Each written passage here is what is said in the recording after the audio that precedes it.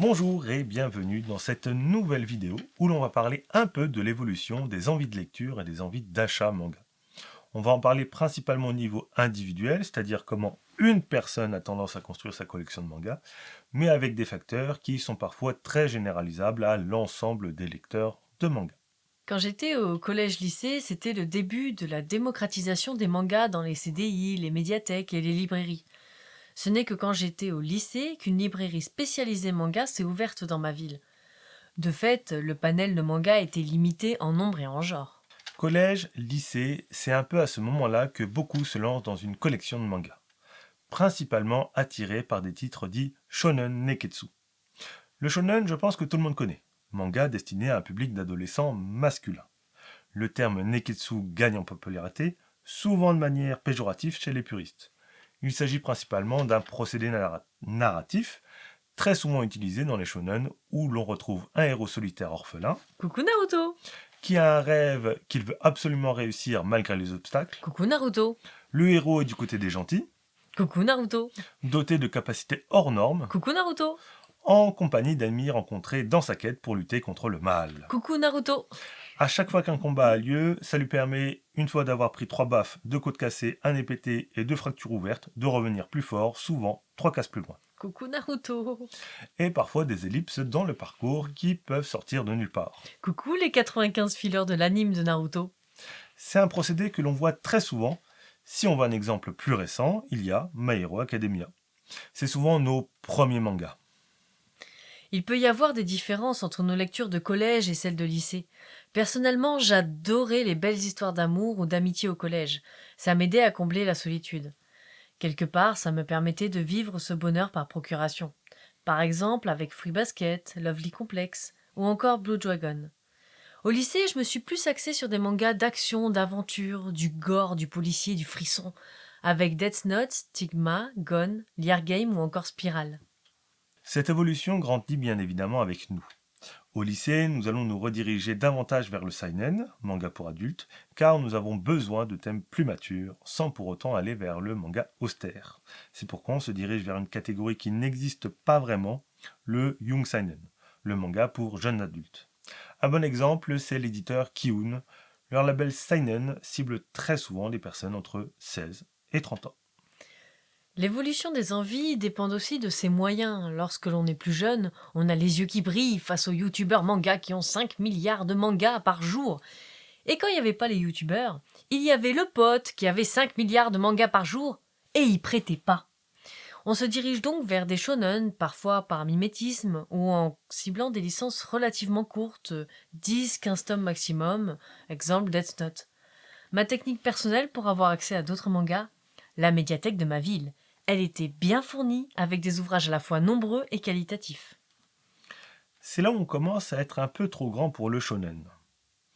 Et où on commence à avoir fait le tour des seinen classiques. On va commencer à explorer de nouveaux genres de manga, parfois en lien avec ce que l'on a vécu.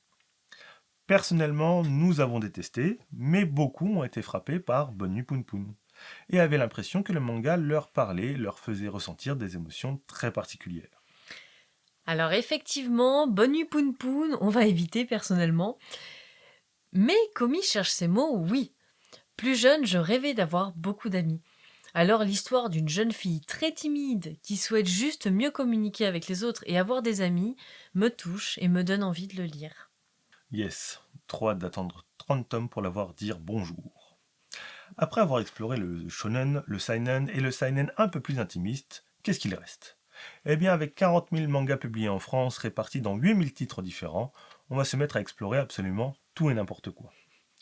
Le yaoi ne m'attire pas, mais un chat qui tombe amoureux d'un lézard et qui l'embête car il veut toujours voir sa queue. Je dis oui. Monotone Blue. Lisez le manga avant de penser que je dise un truc dégueulasse. On peut également développer ce que j'appelle le goût du caca. J'ai une vidéo en stock à ce sujet, mais lorsque l'on va dans une librairie et que l'on voit un manga avec un poulet, qui quand on ouvre le manga se bat contre des cajous, on se dit « Oh mon Dieu, ça a l'air nul, j'achète ». Et on peut aller loin. Alors, voyons voir ce synopsis.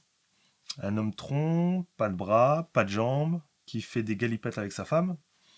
Allez, je prends. Aujourd'hui, étant avec Mad, je me suis retrouvée avec une grande mangatech d'un coup. Cette grande collection m'a permis de me remettre à la lecture de mangas variés et de développer mes goûts et mes envies de lecture. D'autant que Mad a globalement une bonne intuition pour le choix de bons mangas. Et il n'hésite pas à explorer et à se laisser surprendre par des lectures de mangas moins conventionnelles. Et je me suis rendu compte d'une réalité. Les mangas n'existent pas à vie. Ils finissent par ne plus être réédités ou réimprimés. Ce qui m'a donné l'envie de me procurer les mangas de mon enfance, qui m'ont marqué et touché plus jeune. Et de finir la lecture d'un en particulier, Liar Game. Aujourd'hui, j'apprécie la lecture d'une grande variété de mangas. J'aime qu'un manga me surprenne, découvrir de nouveaux genres, de nouveaux styles graphiques, qui sortent de l'ordinaire car il y a quand même une normalisation des œuvres qui nous sont proposées. Je précise, proposées au premier plan. Mais des éditeurs comme Le Lézard Noir ou encore IMHO proposent des récits et des dessins plus atypiques ou plus intimistes. Par contre, je dois aussi faire attention à mes lectures. Je suis tellement impliquée dans mes lectures que les ouvrages abordant des sujets douloureux ne peuvent être lus qu'à petite dose ou doivent être compensés par des lectures plus légères, comme Ta copie ou Le personnage. Je dois même en éviter certaines, comme Bonne nuit Poun Poun. Et moi, je commence doucement à me tourner vers l'étape après la volonté de lire de tout, et je me dirige vers des achats moins fréquents, mais pour des œuvres qui me plaisent plus. T'as acheté combien de mangas depuis le début de l'année ? En 2 mois 118. Mais ne parlons pas de ça et parlons de l'étape suivante pour certains qui commencent à avoir une grosse collection, le numérique. Je ne suis personnellement pas fan, mais l'exemple connu dans le YouTube manga, c'est un viewer qui a migré une partie de sa collection physique vers du numérique. Le but est généralement de ne garder en physique que les mangas qui nous ont vraiment plu, afin que cela ne prenne pas trop de place. Tu vas peut-être finir par y passer, on commence à manquer de place pour les bestas. C'est mort, il y a un local de 1000 m² à vendre sur le bon coin, pas loin s'il y a besoin. Pour conclure cette vidéo, on précise que ce n'est pas un guide pas à pas. Ce n'est pas grave de ne pas vous y retrouver, et cela peut être intéressant de partager votre mangatécographie, Mangatécographie. mangatech, bibliographie, l'histoire de sa mangatech. Manga bibliographie. Je comprends ton idée, je conçois ton idée, je respecte ton idée, mais c'est pas mon idée, donc c'est pas la bonne.